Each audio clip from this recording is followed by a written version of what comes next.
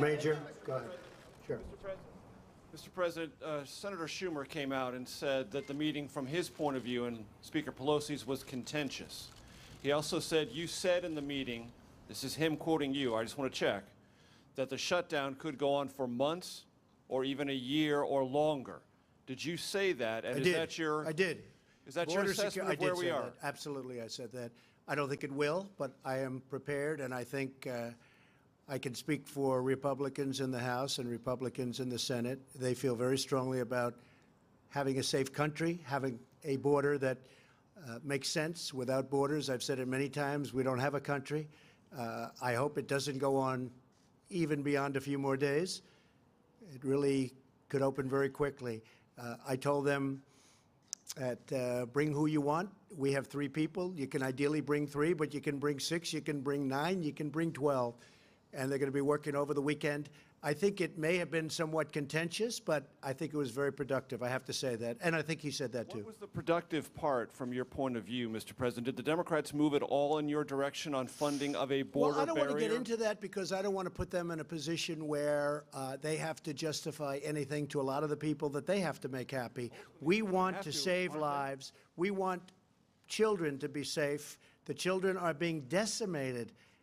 And I'm not talking about necessarily children in our country. I'm talking about wonderful children that are coming up from other places, whether it's Honduras or Guatemala or El Salvador or Mexico or other places.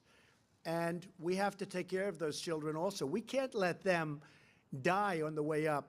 What's happening to women on those caravans, you're not talking about it, but it's horrible what's happening. If they know it's not going to take place because they can't get through because we have a great border wall or fence or barrier, they're not going to come up and you're not going to have the problem. At the same time, they can apply to come into our country legally like so many people have done.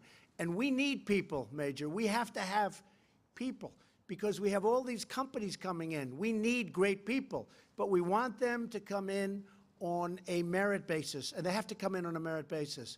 They can't come in the way they've been coming in for years. I get calls from the great tech companies, and they're saying, we don't allow people at the top of their class at the best schools in the country, we don't allow them to stay in our country. So they end up going back to China and Japan and so many other countries all over the world, and we don't keep them. They get educated at our finest schools, and then we don't allow them through a various set of circumstances to have any guarantees of staying. So we lose out on great minds. We can't do that. We have companies that if we don't change that, and we're working on that, and we discussed that with the Democrats, and I think they agree. We're working on that. But we don't want to lose our great companies because we have a ridiculous policy that we won't accept smart people. So call it politically correct or not.